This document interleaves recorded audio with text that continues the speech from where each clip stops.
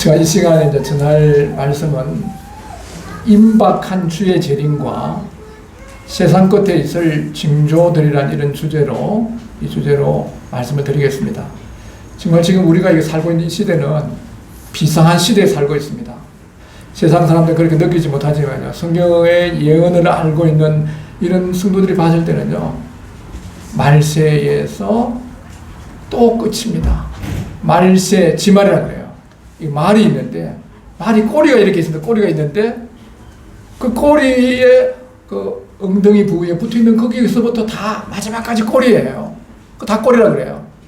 이 말세라는 것은 예수님이 초림하실 때부터 해서 예수님이 재림하는 휴거된 우리 성도들이 휴거되는 그 시간까지를 다 통틀어서 말세라고 그래요. 그 지금은 뭐냐? 말세의 말세. 이걸 조금 더 우리가 줄여서 얘기하면 말세 지말에 살고 있습니다. 지금 우리는 약 한 2000년 전에 예수님이 말씀하신 이런 말씀들이 너무나 주의 재림이 가깝기 때문에 우리 주변에 너무 많이 일어나고 있는 거예요. 그리고 성경에서는요, 제일 많이 언급하고 있는 교리가 뭔가 하면 구원에 관한 교리입니다. 구원. 하나님은 모든 사람이 구원을 받으며 진리 아는 길을 원하시고 한 사람도 멸망하지 않기를 원하시는 거예요. 그 구원에 대해서 여러 부분으로 말씀하고 있습니다. 그 다음 두 번째 많이 다루고 있는 교리가 뭔가 하면요, 주님의 재림에 관한 거예요. 예수님이 다시 오신다. 이 예수님 다시 오신다는 것은 지금 초림하셨습니다. 초림에 대해서도 구약 성경에 약 300번 이상 말씀이 났습니다. 창세기로부터 해가지고 말라기까지 여러 부분의 예언이 되어 있는 겁니다. 그 예언된 것들이 다 실현돼서 우리가 2000년 전에 예수님이 이 땅에 오신 거예요. 오늘이 2023년 6월 4일이죠. 이 말이 무엇입니까? 주후 2003년 6월 4일이에요. 그 예수님이 인간의 몸을 입고 인류를 구원하기 위해서 이 땅에 오신 거예요. 오시기 전에 이 300번 이상 말씀하고 있고 간접적으로 하면은 뭐 350번 이상 될 겁니다. 이런 예언들을 다 해놓은 대로 오신 거예요. 그리고 어떤 분이 우연히 이 예언해 놓은 것이 우연히 예수라는 사람에게 임할 확률을, 수학 박사입니다. 과학은 말한다는 그 책인데 거기서 미국 과학협회에서 감수를 받은 책이에요. 무디 출판사에서 나온 책인데 과학은 말한다. 피터 스토너라는 그 수학 박사님이 확률적으로 구해본 거예요. 이게 우연히 예수라는 사람에게 이루어진 건지 아니면 정말 어떤 필연에 의해서 계획된 것에 의한 것인지 이걸 확률을 구해본 거예요. 우리가 뭐 동전을 갖고 가고 동전이 이렇게 있으면은 동전을 이렇게 해보면요, 앞면 나오는 게 0.5입니다. 어디 반대편 나오는 게 0.5거든요. 이게 확률을 구할 수 있습니다. 근데 이 300가지 넘는 여러 예언대가 있는 이런 예언들 중에서 8가지, 300가지가 아니라 8가지 확률, 8가지가 그것이 예수님에게 우연히 임할 확률을 구해보니까 얼마가 나오는 거냐면요, 10의 17승분의 1. 좀 어렵다, 그죠?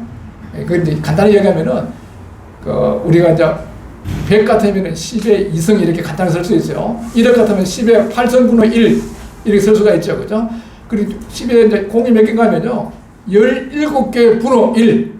와, 대단하잖아요. 8가지. 몇 가지요? 300가지가 아니고 8가지의 사건이 우연히 예수님에게 임할 확률을, 피터 스토라는 이 수학 박사님이 확률을 구해보니까 10의 17승분의 1이라는 거예요. 이게 또 감이 잘 안 와요. 그거 굉장한 거다. 이렇게 되는데, 이걸 때문에 이제 잘 이해할 수 있도록 그분 피터 스토라 박사님이 뭔가 하면요, 미국에 가면 텍사스주가 있습니다. 텍사스주 전면에다가 어느 1불짜리를 갖다가 5피터, 5피터 가면 우리 잘 피터 안 되는데 우리 하면 1.5m예요. 그쪽 1.5m를 쌓아놓고 임의의 하나를 표시를 해놓는 겁니다. 구멍을 뚫어놓든지 색깔을 해놓든지 간에 임의의 하나를 딱 표시를 해놓고 나서 뭐 말을 타고 가든지 차를 몰고 가든지 뭐 어떻게 해갖고 딱 한 번에 가서 딱 집어서 요것이 그것입니다 하는 확률이 10의 17승분의 1이라는 거예요. 이해되셨죠? 이건 우연히 믿고 이러니까 우연할 수가 없는 거예요. 그래 48가지 예언되어 있는 300가지 중에서 48가지의 확률이 우연히 임할 확률, 그 8가지 사건이 우연히 예수에게 임할 확률을 구해보니까 얼마나 오는가 하면요. 왜 구하냐면요. 확률에서는 10의 17성은요. 수백억 년이 지나면 일어날 수 있는 확률이 있습니다. 그것이 될 수 있는 확률이 있어요. 우연히 될 수 있어요. 그게 뭐냐면 수학에서는 10의 50성분의 1이 돼야 그 확률을 제로로 봅니다. 수학적으로 봤을 때.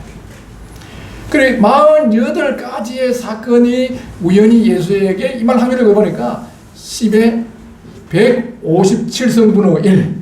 이거 너무 큰 거라 갖고 또 공이 몇 개가 157개 되는 거예요. 우연히 되겠습니까? 이건 확률이 제로라는 거예요. 그래서 이 구약에 나와 있는 이러한 모든 말씀들이 응해서 예수님이 동정녀 마리아가 태어나시고, 예수님이 구약에 미가서에 말씀한 대로 유다 땅 베들레헴에 태어나시고, 예수님이 원삼십에 팔리고 이런 거 십자가에 죽으신 이런 것들이 이사야 53장에 잘 나와 있지 않습니까? 이 성경대로 다 응해서 우리 주님이 이 땅에 오셨고 주님이 말씀하신 것을 우리가 기록된 이 책을 갖고 있지 않습니까? 이건 역사적인 사실이에요.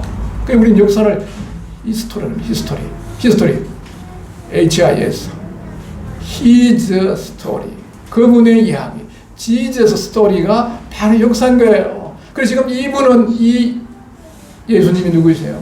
만왕의 왕이세요. 만주의 주가 되신 그분이 인간의 몸을 입고 이 땅에 오셔갖고 인류가 아무리 애쓰고 힘써도 해결할 수 없는 거예요. 제가 얼마 전에 어떤 상점에 갔어요.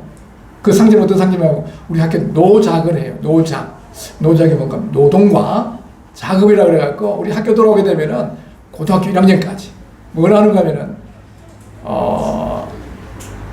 그 농사를 좀 지어요. 농사를 지어요. 그 왜 농사를 짓는가 하면은 학생들이 어째 지금 게임도 많이 하고 복잡해요. 머리가 복잡해서 제일 우리가 컴퓨터 쓰다가 이렇게 좀 잘 안 돌아가면요, 재부팅한다 그래요. 재부팅하고 나면은 또 그게 잘 돌아가요. 근데 그런 이유도 있고, 또 우리 성경에 써진 게 3600년, 짧게는 2000년 전에 써졌거든. 농경 유목 사회에 써졌기 때문에 농사 짓는 이야기해도 애들 못 알아들어요. 10분이면 농사를 안 지어봤는데 뭘 알아요. 그리고 우리 학교 오게 되면요, 농사 짓는 과정들 쭉 이렇게 기경을 한다. 그 밭을 갈아가서 식물을 심는 그런 과정들, 돌멩이를 빼내고 풀을 뽑아내고 비닐 이거 다 뽑아내면서 기경하는 그런 걸 하게 되고, 애들이 흙을 만져요. 이 흙을 만지면 자기 고향이잖아요, 우리가. 우리 이 흙을 소일이라 그래, 소일, 그죠? 근데 거기에서 뭐가 나오는 소울이 나오고 영혼이 나온 거예요. 그리고 애들이 그 흙을 만지게 될 때요, 굉장히 촉감이 좋아요.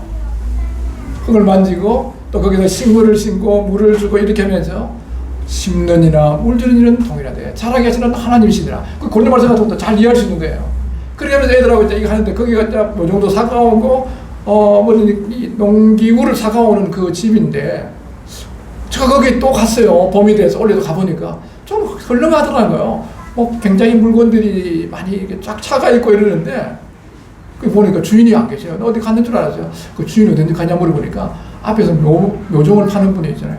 조금 저 앞에 아마 남편이 거기 있는가 봐요. 안에 있는 것 같아요. 그래서 길에 찾아내고 작년에 돌아갔다는 거예요. 저 그 이야기 들으니까 너무 마음이 아프더라고요. 제가 그 가면은 저는 항상 만날 때마다 복음 전해줘요. 뭐 커피 먹으라 그러고 이런데, 커피 뭐 그냥 받아놓고 나서 아주 간단하게 5분 정도라도 복음을 전했는데, 그분은 장사가 너무 잘 돼요. 돈이 너무 잘 들어와요. 그런데 암이 걸려가 작년에 죽었더라고요. 그걸 보면서 너무 쓸쓸하고, 그래도 제가 복음을 한번 전할 수 있다는 데서 감사한 마음이 들었습니다. 참, 이 인생이 무엇이냐? 잠깐 보이다가 없어지는 안개예요.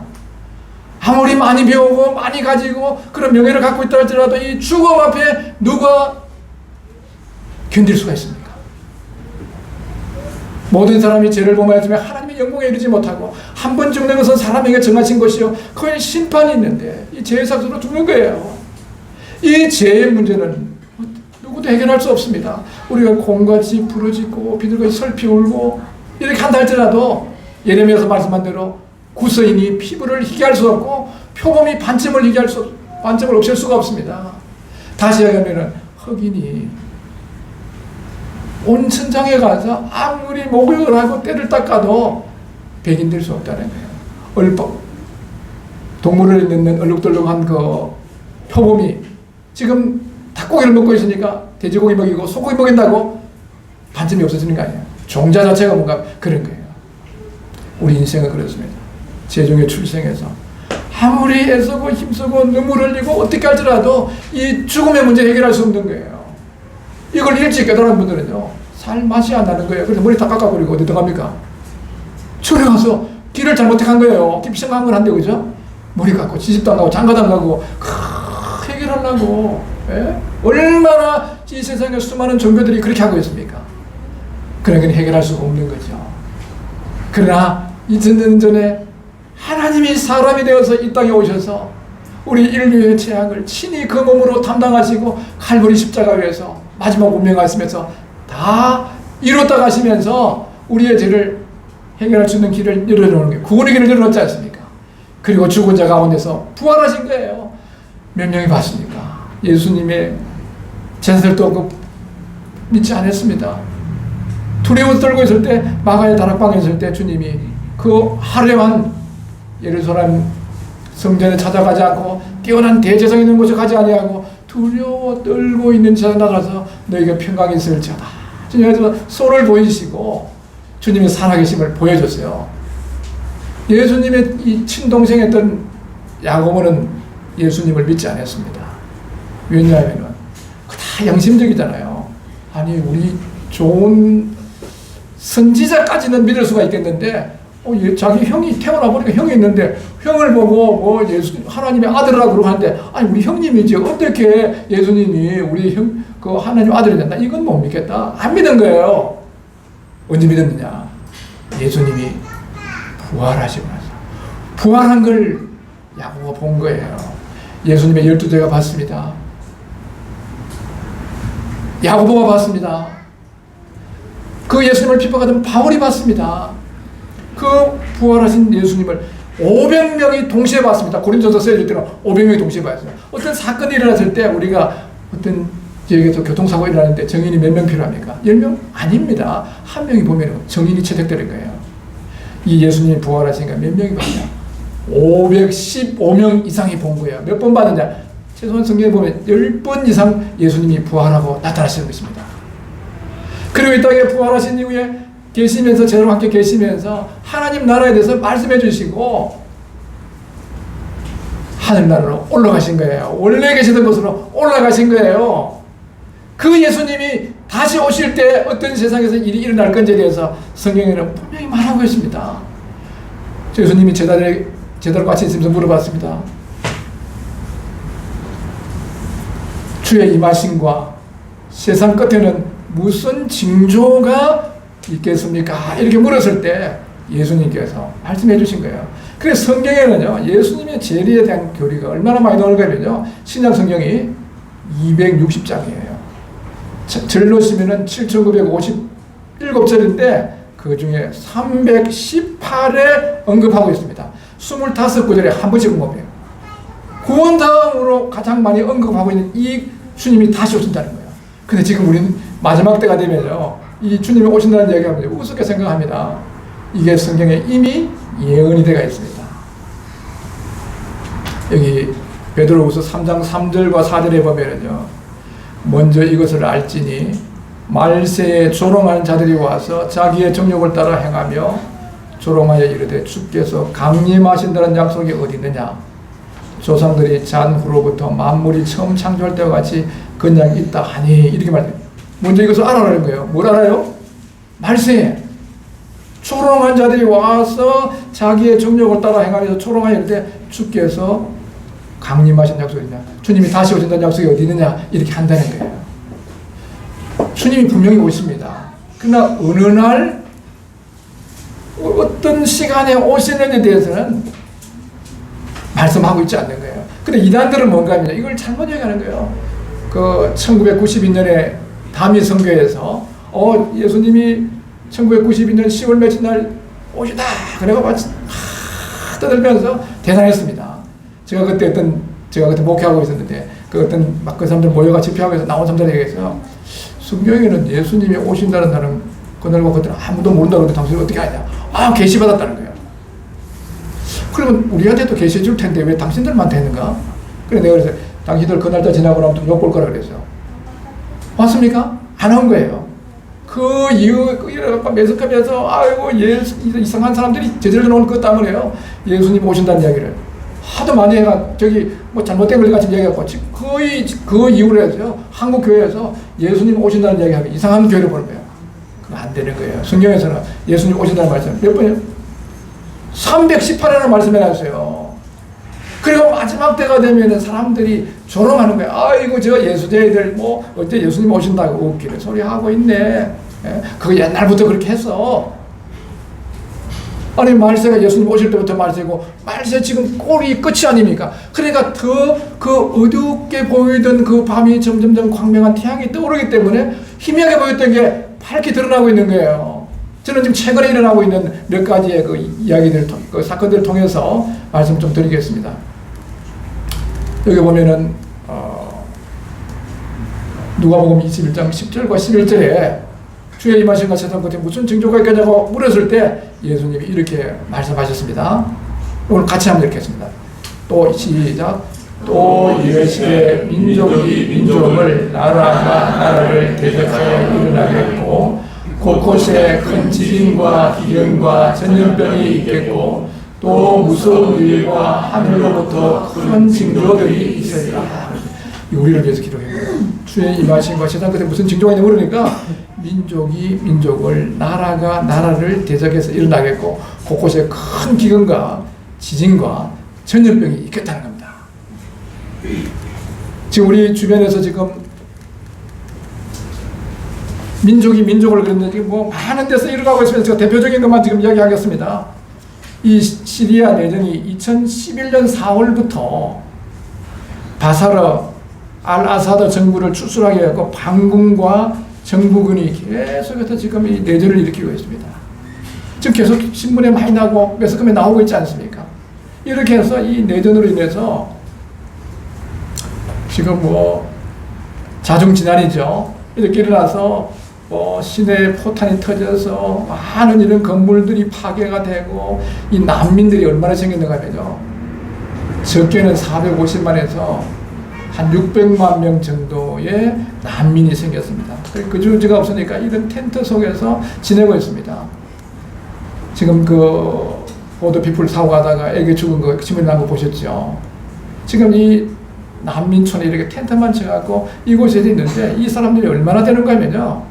지금 이 시리아의 주변에 이라크라든가 요르단이라든가 이집트라든가 레바논이나 터키 이런 지역에 다 들었는데 이게 얼마나 되는가 하면요. 한 난민이 650만 명 추정되고 이런 일이 지금 우리 주변에 일어나고 있는 거예요. 이렇게 해서 요르단에 지금 나가 계신 선교사님 계시죠. 지금 거기에 학교를 학교라는 게 뭐 일반 우리가 지금 생각하는 그런 학교가 아니에요. 이 난민들이 너무 많으니까 이들에게 먹을 것을 주고 또 교훈부를 가르쳐야 되겠다고 지금 실제로 일어나고 있는 일 아닙니까? 성경은 멀리 있는 적이 아니고 오늘 이 역사 가운데 바로 성취가 되고 있습니다. 또 보면은 큰 지진이 있을 거예요. 큰 지진. 큰 지진이 원래 이거 지금 언제예요? 원래 2020 2월 6일 날 새벽 4시 17분에 규모 7.8의 강진이 일어났습니다. 이 티르키에는 이름이 바뀌고 터키입니다. 7교회가 초대 7교회가 있던 그 지역입니다. 강진이 일어나갔고요. 건물이 처참하게 이렇게 훼손됐습니다. 그때 있던 이런 사진들입니다. 강도 7.8면 대지진입니다. 대지진. 큰 지진이죠. 수많은 사람들이 모여갖고 구조작업을 하는데 다 내려앉아 버렸는데 뭐 어떻게 할 수가 없어요. 뭐 죽은 사람, 우리나라에서도 이걸 보고 나서요. 구조대원들이 갔습니다. 가서 몇 명을 이렇게 구출하기도 했는데 이게 지금 바로 원래 일어났던 일이에요. 뭐 일반적으로 나오기로 33,000명이 죽었다고 이렇게 가는데 실제로는요. 제가 생각하기로는 그 건물 잔해 속에 있는 그 구조하지 못한 사람들이 한 10만 원 넘을 겁니다. 이 수많은 사람들이요 거기에서 죽었습니다. 지진으로 죽은 거예요. 그 다음에 이제 기근 있잖아요. 기근. 우리는 지금 한국은 정말 지금 좋은 사회예요. 옛날에는요, 제가 어릴 때만 하더라도 사장님 어떻게 부르냐, 배가 쭉 나오고 기름기 하고 살이 쭉 이거 사장님 그러고 뼈 말라서 사장님 아니에요. 근데 요새는 지금 살찐 사람들 싫어해요. 아, 우리는 뭔갑니까? 뭐 한다 그래요. 다이어트 한다 그래가지고요. 안 먹고 그러는 거예요. 예? 지금 전 세계 인구의 70억 중에서요, 약 한 20몇 프로는 굶주리고 있습니다. 지금 이 이상 기온으로 인해 갖고요, 가뭄으로 인해 갖고 이 동물들이 많이 죽어나가고 농작물도 다 피해가 있습니다. 어떤 지역에서는요, 이 지구가 요거만큼 있고 전체의 75%가 바다인데 태양빛은 그대로 비치고 있는데 한쪽에 가뭄이 된다는 이야기는 한쪽에 홍수 진다는 이야기예요. 이상 기온으로 해갖고 어떤 지역에서는 홍수가 나가고 야단법석이에요. 또 지금 또 옛날에 없었던 이게 뭐 같습니까? 메뚜기 떼가 나타나고요. 우리 출애굽기 나오죠. 메뚜기 떼 나오는데 이거 어마무시합니다. 어마무시해요. 수십억 마리가요. 날아가고 한번 왔다 가버리면 그게 뭐 옥수수밭 작살내버리는 거예요. 이런 일들이 지금 전 세계에 일어나면서 약 세계 인구의 한 20% 정도가 먹는 것이 문제가 되고 있습니다. 우리나라도 지금 이렇게 먹는 게 그렇게 오래된 거 아니에요. 100년 전만 하더라도요. 먹을 게 없어요. 인사가 우리 이겁니까? 진지 잡수셨습니까? 저녁 식사하셨습니까? 이런 질문 했잖아요. 구한 말에 지금쯤 되면은 이 한성에 얼마나 사람들이 굶어 죽는 사람이 절비했다고 그래요. 그때 우리 조선 사람의 평균 나이가 얼마인 줄 아십니까? 37세였습니다. 어떤 자료는 35세라 그러고 37세 그래. 그래갖고 그 동네에서 61살까지만 살면은 와 장수였다 그래갖고 뭐 환갑잔치 했는데 요새 환갑잔치 하는 분 없잖아요, 그죠? 우리나라 사시는 분들 정말 감사해요. 먹을 것 있고 입을 것 있고 정말 부유한 거예요. 집에 들어가서 차가 넣으면 찬물 나왔다 뜨신물 나왔다가 뭐 나가면은 차가 한 대도 다 이사가 돼. 이런 나라 전 세계에 10% 안 됩니다. 정말 우리는 이런 축복된 사람이 있지만요, 성경에 예언한 대로 이런 기근 속에서 고통 가운데 사는 사람들이 많이 있습니다. 이게 실제로 그 아프리카, 이거 보세요. 피골이 상접했다는 거예요. 이런 가운데 있어요. 이런 일이 지금 우리 대한민국은 일어나고 있지 않지만 여기서 100km 정도 올라가면 휴전선까지 얼마인지 모르는데 거기 넘어가면요, 북한에는요, 먹을 게 없어서 다닙니다. 저는 그 중국에 있을 때 북한에서 온 분들을 여러 사람 만나고 그분들 복음을 전해주고, 예? 그러면서 이분들이 탈북을 합니다. 먹을 것이 없어갖고. 불꽃철도 넘어가고요. 참 고통스러운 모습을 보면서요, 같은 동족으로서 이런 눈물이, 제가 그 중국에서 이런저런 일 때문에 눈물을 한 서너 번 흘렸는데 그 우리 동족이 그런 모습을 보면서요, 정말 눈물이 났어요. 자, 또 어떤 일은 전염병이었어요. 큰 기근이 있고 전염병인데 지금 이 코로나19가요, 예? 언제 일어났습니까? 2020년 1월 20일부터 해갖고 23년 지난달에 이제 마감이 됐어요. 저희들도 초기는 그 생겨내 그 돈도 주지 않으면서 뭐 하는데 시청에서 뭐 교육청에서 뭐 여기저기 와갖고 검사를 하는데 좀 그렇게 안 해도 저희들은 우리 학생들 정말 우리 자녀처럼 생각해갖고 전 교실을 하루에 2번씩 소독했습니다. 이 손 씻기, 마스크 끼기 다 이렇게 해서 큰 문제 없이 지나갔습니다만요. 얼마나 힘들었습니까? 지금도 마스크 갖고 다니면서 끼잖아요. 예? 이 일로 인해서 이 발병국이 얼마 되냐면요, 230개국에서 다 이 코로나19가 발병했습니다. 전 세계 인구 한 70억 중에서요, 6억 8,518만 4천 명이 여기 감염이 돼갖고 몇 명이 죽었느냐? 680만 7,900명이 사망했습니다. 한국은 얼마 됐을까요? 한국은 지금 감염된 사람이 3,100만 7,215명이 감염이 돼갖고 그 사망한 사람이 34,803명이 사망했습니다. 지금 제가 계산해 보니까 인구 대비해서 61.18% 확진된 거예요. 아마 저 손들어 하지 않든 여기도 코로나 감염된 분이 꽤 계시죠. 우리는 지금 전염병이 돌고 있구나. 이것도 우리가 깨끗이 해야 됩니다. 하나님이 지켜줄 거라고요. 그거 믿으시지만 성경에서는 레위기 같은 거 보면 정결례법이 있거든요. 하나님이 지키실 걸 믿을 뿐 아니라 우리 편에서 정결하게 방역을 해야 되는 거죠. 그래야도 어떤 데를 보면요, 예상치 못하게 감염되잖아요. 이걸 보면서 코로나 지금 팬데믹이야, 전 세계가 다 이렇게 보면 안 되는 거예요. 그걸 보면서 뭐하는 거예요? 성경에 예언한 것이 그대로 일어나고 있구나, 주에 오실 때가 가까웠구나, 이걸 우리가 모르면요, 이 많은 시간 대가를 지불하면서 그건 거예요. 이건 정말 예수님 오실 때가 가까운 이런 모습입니다.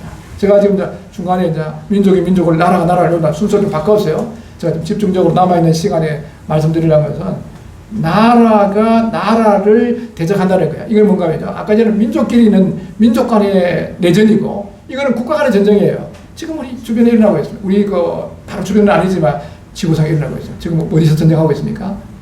러시아와 우크라이나가 지금 전쟁을 하고 있습니다. 이 푸틴이 생각하기로는 여기 우크라이나 이거 옛날에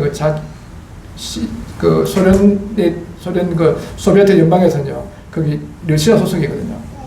이 독립된 나라이기 때문에 요걸 공격해서 옛날에 러시아의 영광을 소련의 구소련의 영광을 회복하기 위해 갖고 또 다른 이유도 있겠지만 그걸 위해서 공격하면서 길게는 2-3주면은 다 끝날 줄 알았습니다. 그 전쟁이 지금 어떻게 됐습니까? 2-3주 끝나고 있지 않아요. 우크라이나 전쟁해 갖고 2022년 작년 2월 24일 날 새벽 4시에 이제 그 전쟁이 러시아가 우크라이나를 향해서 군사 공격을 감행하면서 전쟁이 시작됐습니다. 수많은 사람들이 목숨을 잃었고 피난민이 한 200만 이상 사람들이 국경을 넘어서 여러 나라를 탈출했습니다. 이 젤렌스키 우크라이나 대통령을 중심으로 해서 결사적으로 항전을 하고 또 자유진영에서 군사 무기들을 이렇게 지원하면서요, 전쟁이 1년을 넘어버렸어요. 길어야 3주 안에서 끝난다고 한 전쟁이 지금 어떻게 되냐, 1년 넘게 진행되고 있어요. 지금은 전 세계가 러시아를 비난하고 이 자유진영에서 경제 제대로 가하지만요, 서로는 별로 그렇게 크게 생각지 않아요. 이 러시아는 전혀 물러날 기색이 없고 도리어 우크라이나가 항복을 하는 거예요. 이런 전쟁이 지금 일어나고 있는데 이게 우연하겠냐? 우리가 분명히 알아야 될 게 뭔가 하면요, 현재 지구상에서 나타나고 있는 이러한 모든 것들은 성경에 이미 계획된 하나님의 어떤 예언된 그런 걸 따라서 진행되고 있다는 것입니다. 제가 지금 이 PPT를 보여주고 있는데 이게 지금 이렇게 나타나고 있지만요, 제가 준비한 프로세스에 의해 갖고 진행이 되는 것처럼요, 다 진행이 되는 거예요. 우리가 볼 줄 아는 게 뭐냐? 지금 나타나고 있는 전쟁보다는요, 그 배후에 역사하시는 하나님의 경륜과 뜻이 뭔가를 우리 그리스도인들이 알아야 돼요. 또 아직까지 주님을 믿지 않는 분이 있다면요, 이 성경이 그냥 믿는 그런 것이 아니라 예언된 것이 다 이루어지고 있구나, 이거 정확성에 대해서 아셔야 되는 거예요. 지금 이 푸틴이나 젤렌스키가 지금 아주 신경을 세워서 이렇게 하고 있습니다만 쉽게 전쟁은 끝나지 않습니다. 지금 건물들이 파괴돼서 많은 피난민이 생기고 건물들이 이렇게 다 파괴되어 있습니다. 또 여기 이제 곡창지대거든요. 그래서 우리가 주변에서 물가가 많이 올랐잖아요. 물가가 오른 이유 중에 이 전쟁하고 상당히 관련이 있습니다. 그러면 러시아는 왜 우크라이나를 침략했을까요?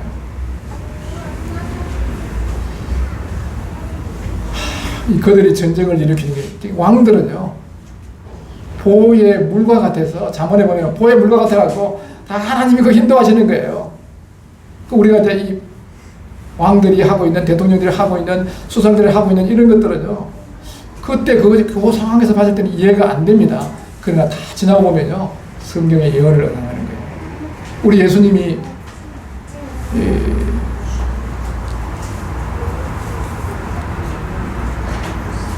태어나신 데가 어디예요? 예언대가 있는 데는 베들레헴이잖아요, 그죠? 근데 지금 예수님, 마리아와 요셉이 정혼하고 성령으로 예수님이 잉태해갖고 예수님이 어디 사는 가면 나사렛 동네에 살고 있는 거예요. 나사렛 동네. 그래서 지금 나사렛 가면은 성경에 태어나는 데는 예루살렘에서 떨어져 있는데 베들레헴이 가까워요. 거기는 한참 내려와야 되는데 저 북쪽에 있는 거예요. 강원도 좀 살고 있고 어디쯤 가면 수원쯤 예수님이 출생한다고 성경에 제가 그 뭐 수원이 아닙니다. 예를 든 거예요. 유대 땅 베들레헴이에요. 태어나다 했는데 지금 예수님 어디 계시냐 임신돼 갖고 저 강원도 광릉에 있는 거예요. 자 비유를 한 거예요. 지역적으로 이렇게 했는데 그때 저 보세요. 이 누가복음 2장 1절에 7절에 보면요. 그때 가이스타 아구스토가 영을 내려갖고 천하를 다 호적하라 그랬어요. 가이스타 아구스토 누구예요? 이 사람은 로마 황제예요. 로마 황제는 왜 천하에 영을 내려서 천하를 다 호적하라 했냐. 그 로마 제국 안에 살고 있는 사람들이 젊은이가 몇 명이고 인구가 얼마고 다 그래갖고 세금을 걷어들이고 전쟁 때 서기 위해 갖고 그렇게 한 거예요. 그러니까 이 일로 인해 갖고 요셉도 다윗의 족속인 것만 인해 갖고 부득이해서 어디로 가면 갈릴리 나사렛 동네에서 그 지금 만삭대가 있는 그 자기 부인을 데리고 어디로 와야 되는가면요 베들레헴 오게 된 거예요. 그렇게 되면서 어떻게 됐어요? 예수님이 어디 태어납니까? 베들레헴 태어나는 거예요. 가이스타 아구스토는 이걸 알고 한 건 아니에요. 지금 우크라이나 러시아 전쟁하고 있는 게 젤렌스키나 푸틴이 이걸 알고 하고 있지 않지만 자기들은 그 나라의 이권을 위해서 하고 있는 거예요. 그렇지만 이건 뭐냐? 성경의 이거를 다 이루고 있는 것입니다. 자, 제가 이 부분을 조금 더 상세하게 살펴보겠습니다. 자, 여기 우리가 이 우크라이나 러시아 전쟁이 우리에게 주는 그런 의미들 이걸 보면요. 첫 번째는 뭔가 하면은 예수님께서 제사들이 질문한 것을 답을 할 때 주의 임하신 것 세상 것에 무슨 징조가 있겠느냐고 말씀했을 때 예수님이 하신 민족이 민족을 나라가 나라를 대적하여 일나겠다. 그 말씀이 성경의 예언을 응하고 있는 거예요. 국가가 대적이네요. 그 다음에 지금 또 성경에 이 예레미야 16장 15절이나 에스겔서 37장 21절에 보면요. 그 외에도 여러 말씀이 있습니다만요. 우리가 예수님의 오심에 가까운 것은 전 세계에 흩어졌던 유대인들이 독립이 돼가고 고토로 돌아왔다는 것은 기적일 뿐 아니라 예수님의 오심이 매우 가깝다는 것을 많이 들었을 거예요. 지금 그런데 1차 대전 때 뭐가면요. 이스라엘이 자기 독립국가로 인정을 받았습니다. 그런데 안 돌아가요. 안 돌아가니까 어떻게 해서 성경 예언은 돌아가야 돼요. 근데 2차 대전 때 어떻게 하냐. 히틀러가 나타나갖고 600만을 학살하면서 도저히 우리가 있을 곳이 이곳이 아니고 그래갖고 많은 사람이 돌아갔어요. 세상이라는 전쟁이라도 이런 것들이 다 성경에 응하는 것입니다. 예레미야 16장 15절에 보시면요. 이스라엘 자손을 북방 땅과 그 쫓겨났던 모든 나라에서 인도하여 언제 쫓겨났습니까? 예수님을 거절하고 AD 70년에 전 세계로 흩어져서 1900년 동안 나라 없이 살았습니다. 이건 도저히 독립할 수 없는 거예요. 한 민족이 망하고 나면요. 350년이 지나고 나면은 다시 회복이 안 돼요. 근데 이 이스라엘이 그 2000년을 가까운 시간에 다시 고토로 돌아와서 나라를 이룬다? 이거는 역사에 없는 일이에요. 불가능한 일이에요. 에스겔서는 그래서 골짜기에 마른 뼈로 비교한 거예요. 뼈가 어떻게 살아납니까? 그래서 성경에서는요. 하나님이시기 때문에 그 일을 이루시는 거예요. 이스라엘 자손을 북방 땅과 그 쫓겨났던 모든 나라에서 인도하여 내신 여호와께서 살아계심을 두고 맹세하리라. 내가 그들을 그 조상들에게 준 그들의 땅으로 인도하여 드리라. 들어가야 된다. 안 돌아가고 있으면 어떻게 돼요? 환난과 핍박과 그런 거야. 이 그리스도인들이요. 어릴 때부터 성경 안에 들은 게 뭔가 하면 사람들이 왜 이렇게 고생하느냐.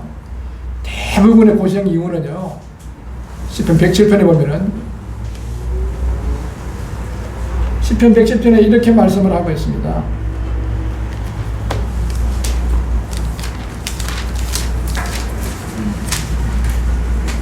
사람이 흑암과 사망의 그늘에 앉으며 공부와 시사선의 매임은 하나님의 말씀을 거역하며 지존자의 뜻을 멸시하는 거예요. 그리고 하나님의 말씀을 거역하고 지존자의 뜻을 멸시하는 거예요. 지금 이스라엘 백성들은 뭔가 하나님 선민이에요.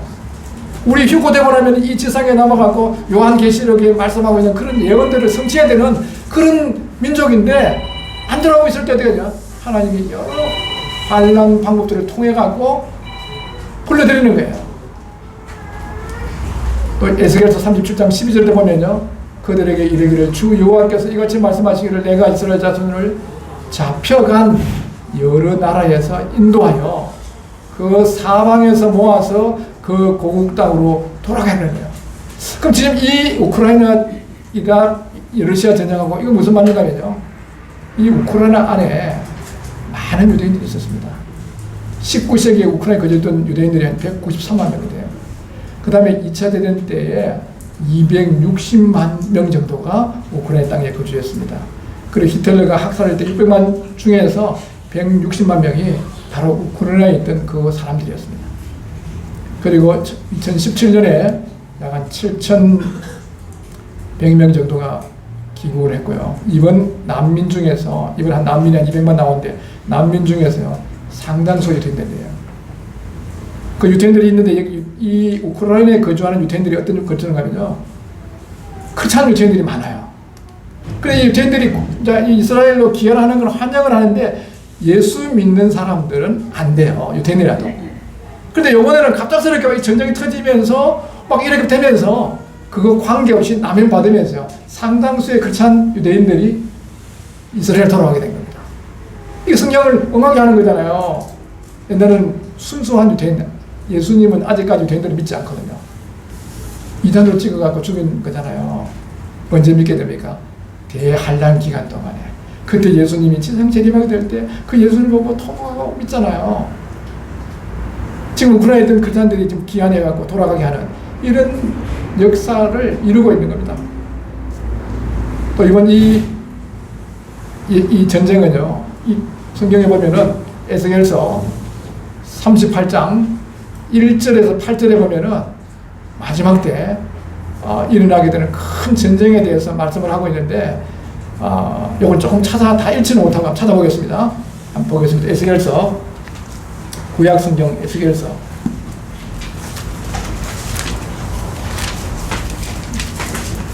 38장입니다.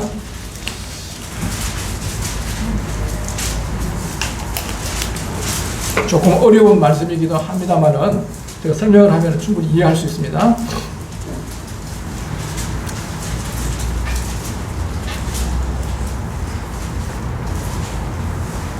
네, 1절부터 제가 조금 빠른 속도로 읽겠습니다. 여호와의 말씀이 내게 임하여 이르시되, 인자야, 그는 마국 땅에 있는 로스와 메섹과 두바랑 고객에게로 얼굴을 향하고 그에게 예언하여 이르기를, 주 여호와께서 이같이 말씀하시기를, 로스와 메섹과 두바랑 고가 내가 너를 대적하여 너를 돌이켜 갈고리로 너 아가리를 깨고 너와 말과 기병건 곧 너 온 군대를 끌어내되 완전한 갑옷을 입고 큰 방패와 작은 방패를 가지며 칼을 잡은 큰 무리와 그들과 함께한 방패와 투구를 갖춘, 저 5절을 잘 보세요. 그들과 함께한 방패와 투구를 갖춘 바사와 구스와 북과 고멜과, 북방에 여기 이제 그 로스가 나오는데, 이게 로스가 어딘가면요, 바로 러시아입니다. 이 러시아의 그 나라 중심으로 해서 5절에 보니까 그들과 함께한 방패와 투구를 갖춘 바사는 이 페르시아, 지금 이란입니다. 구스, 이디오피아, 수단이라든가 그 지금 아프리카 쪽에 있는 거죠. 고멜, 터키, 이 모든 때와 북쪽 도갈마 족속과 모든 때 많은 백성이 무리를 너와 함께 끌어내리니, 그러니까 이제 말세에 이스라엘 백성들을, 이스라엘 나라를 공격하기 위해서 어떤가 하면요, 지금 구소련, 지금 러시아를 중심으로 한 현재 이슬람 세력입니다. 이란, 이라크, 터키, 시리아, 리비아, 이디오피아, 수단, 이런 쪽에서 있는 이 세력들이 한 무리를 이루는다는 거예요. 지금 이게 일어나고 있죠. 요번에 지금 이거 되면서 어떻게 됐습니까? 이 우크라이나를 후원하는 게 미국, 영국, 호주, 유럽, 그 다음에 이런 지금 세력, 서방 세력들이 다 지금 여기에 하고 있습니다. 이렇게 지금 그게 구성이 되고 있어요. 이게 왜 그러냐? 이미 성경에 예언한 대로 그 예언을 응하게 하기 위해서 하고 있는 거예요. 7절에 보시면 너는 스스로 예배하되 너와 너에게 모인 무리들이 다 스스로 예배하고 너는 그들의 우두머리가 우두머리다. 그런 거죠. 여러 날 후, 곧 언제요? 말년에 내가 명령을 받고 그 땅 오래 황폐했던 이스라엘 산에 이르리니 그 땅 백성은 칼을 벗어 나와서 여러 나라에서 모여 들어오며 이방에서 나와서 다 평안히 거하는 중이라. 이 성경에 수천 년을 이렇게 예언된 게 지금 오늘 그 예언이 응하고 있는 거예요. 마지막 때 지금 응하고 있는 거예요. 이 우크라이나와 러시아의 이 전쟁은요, 지금 어떻게 했냐, 미국이나 영국이나 호주 같은 데는 직접 개입하게 되면은 3차 대전으로 확진될 수 있기 때문에 직접 개입하지 않고 거기서 계속 무기를 공급하고 뭐 전비를 대해주고 이렇게 하기 때문에 지금 일어나고 있는 거예요. 이거 지금 이렇게 되면서 어떻게 됩니까? 러시아를 중심으로 한 이란, 이라크, 시리아, 터키, 이슬람 국가들, 또 중국, 북한 이런 부대 한 세력이 돼요. 이 한 세력이 되고 또 한 세력은 어떻게 됩니까? 미국을 중심으로 해갖고 영국, 유럽 국가, UAE, 일본, 한국도 여기에 지금 굉장히 난감합니다. 그 지금 바로 대통령이 그 의사를 나타내고 지금 뭐 이야기하고 있지 않습니까? 이런 일들이 우리 주변에 일어난다는 거예요. 이게 지금 이 역사가 막 진행되고 있는데 그냥 돌아가는 게 아니에요. 성경에 예언한 것을 다 응하게 하는 이런 일들이 진행되고 있습니다. 그럼 이런 질문을 할 수 있어요. 왜 러시아를 중심으로 한 이란, 이라크, 시리아, 터키 이런 이슬람 국가들이 그 이스라엘을 공격하느냐 이렇게 했을 때 나라마다 조금씩 그게 틀려요. 요 얘기하기 전에 이제 이 미국이나 영국이나 유럽, UAE 이런 나라들은요 이 전쟁에 직접해서 성경에 가담하지 않을 거라고 해서 그는 멀리서 보면서 끼어들지는 않고 후원만 해주는 그런 걸 성경에 이미 예언되어 있습니다. 13절에 보면요, 서바와 드단과 다시스의 상인과 그 부자들이 너에게 이르기를 너가 탈취하러 왔느냐? 지금 러시아 그 연합세력들고 얘기하죠. 너가 너 무리를 모아 돌아가고자 하느냐? 은과 금을 빼앗으며 짐승과 재물을 빼앗으며 물건을 크게 약탈하고자 하느냐? 하리라. 이분들에 대해서 뭔가 직접 부딪히지 않고 반대의 목소리를 내지만은 직접 가담하지 않는다는 거예요. 이게 지금 그대로 나타나고 있지 않습니까? 여기 한번 보세요. 지도가 있는데, 지도 여기가 예루살렘입니다. 예루살렘이에요. 예루살렘인데, 여기가 이제 이란, 이라크, 터키, 이집트, 수단, 이디오피아, 이런 나라들이 여기에서 이 러시아를 중심으로 해서 이 강한 이런 세력들을 모아서 어디로 들어오냐면, 바로 세상 중앙에 있는 이 이스라엘을 없애버리기 위해서 들어옵니다.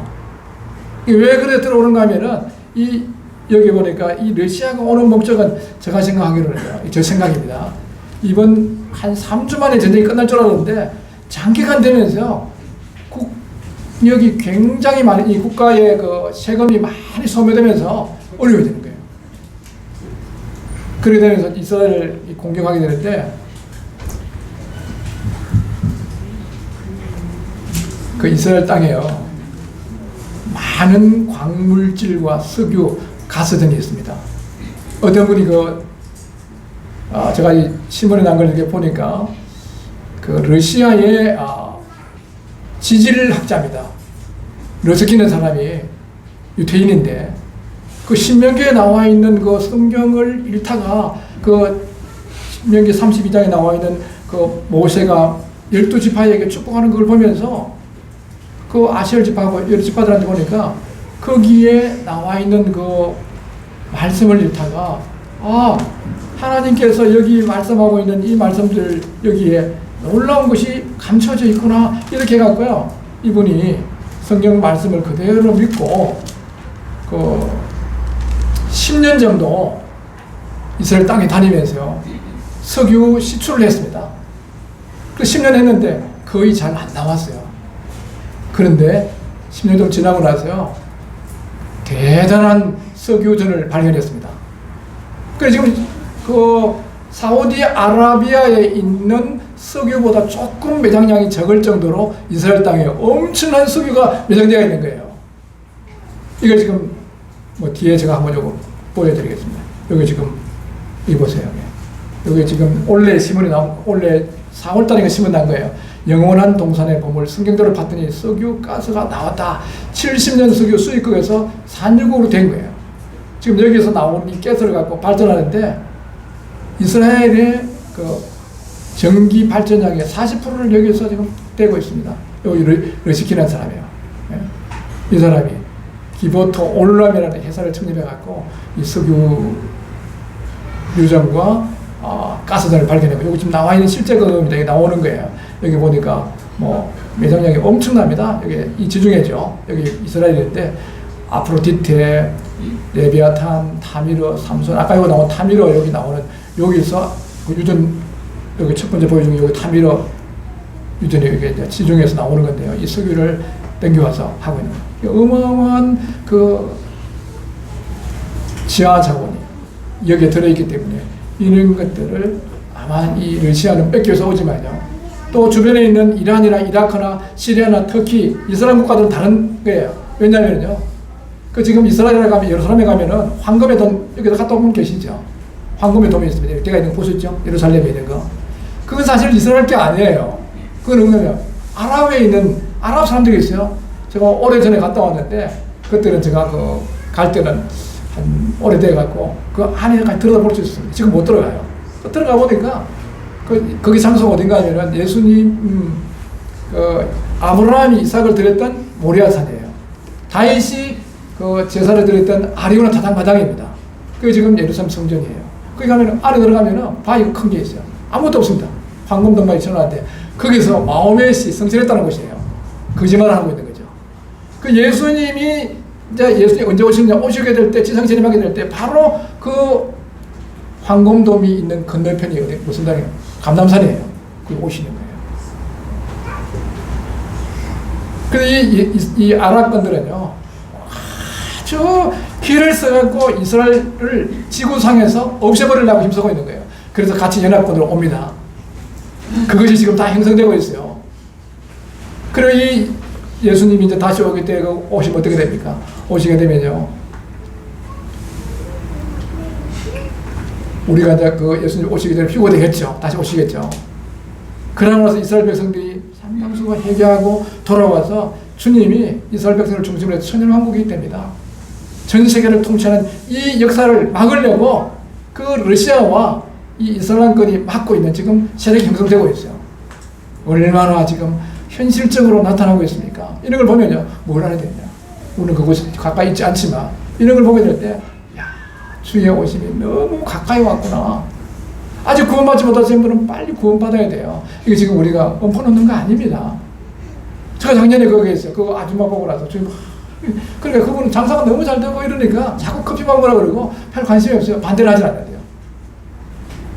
그 경기도하고 충청권 있는 사람들 조금 이 성격이 좀 어떤가 하면 믿어야죠. 좋지요. 그러면 그래요. 믿는다 말은 하는데 너무 돌아가 버려요. 그분 보고 나서 너무 안 좋더라고요. 청춘이 오실 때가 가까웠어요. 우리가 지금 너무 비상한 시대에 우리가 살고 있다는 거예요. 이런 여러 가지 민족이 민족을, 나라가 나라를 대적하고 각지에서 큰 기근이 일어나고 지진이 일어나고 전염병이 일어나고 이런 걸 보게 될 때 주의 오심이 너무나 임박했다는 것을 우리가 알 필요가 있어요. 우리에게는 정말 소망입니다. 아, 정말 빨리 오시면 좋겠어요. 예? 요한복음 14장 1절에서 3절에 이렇게 말씀했습니다. 너희는 마음에 근심하지 말라. 하나님을 믿으니 또 나를 믿으라. 내 아버지 집에 거할 곳이 많도다. 그렇지 않으면 너희에게 일렀으리라. 내가 너희를 위하여 거처를 예비하러 가노니 가서 너희를 위하여 거처를 예비하고 내가 다시 와서 너희를 내게로 영접하여 나 있는 곳에 너희도 있게 하라. 집 하나 지으면 보통 1, 2년이면 다 짓습니다.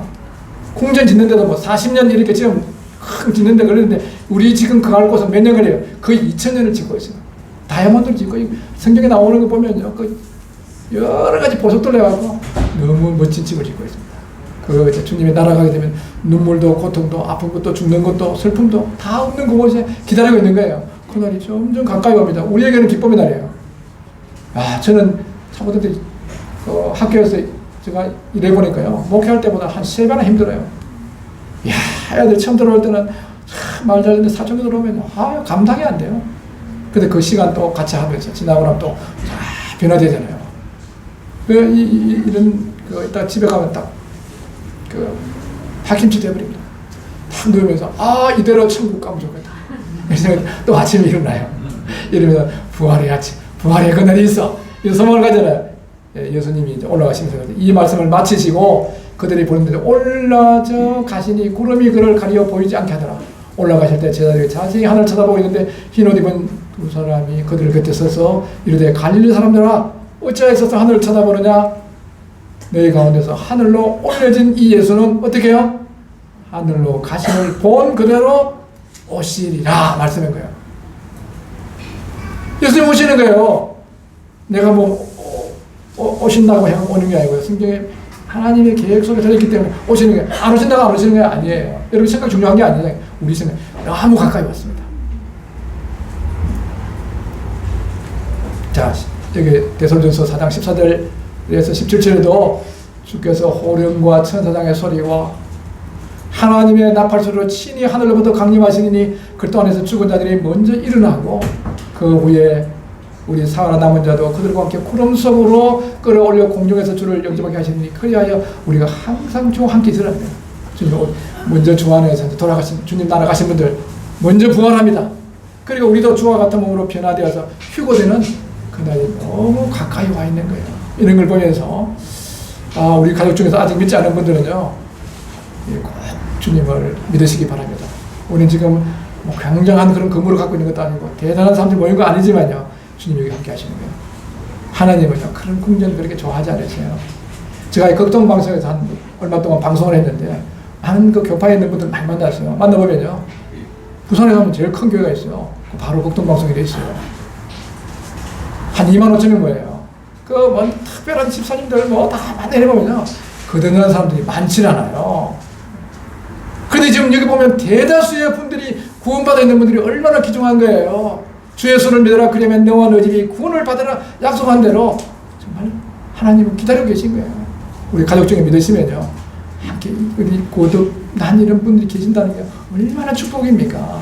함께 믿고 또 선교사가 주님 오실 때 우리 주님 나라 갔으면 좋겠습니다. 이 말씀만 읽고 마치겠습니다. 우리 요한계시록 제일 끝입니다. 22장 20절 시작. 이것을 전하시니가 이르시되 내가 진실로 속히 오리라 하시거늘 아멘. 주 예수여 오시옵소서. 아멘. 아멘이십니까? 네, 곧 오십니다. 제가 기도하겠습니다.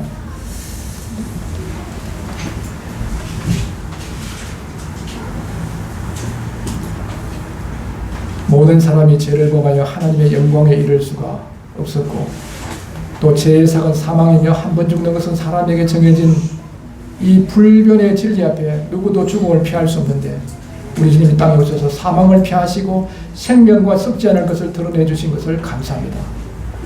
아직 은혜의 때를 마감하지 아니하시고 믿을 수 있는 기회를 주신 하나님, 특별히 우리 방배동 교회 가족 중에서 아직 구원받지 못한 이러한 분들이 계시면은 곧 영광중에 오실 주님을 마음으로 받아들이고 믿음으로 세상과 영원한 생명을 얻게 하시고 통일한 소망 가운데 살아갈 수 있도록 은혜를 베풀어 주시기를 원합니다.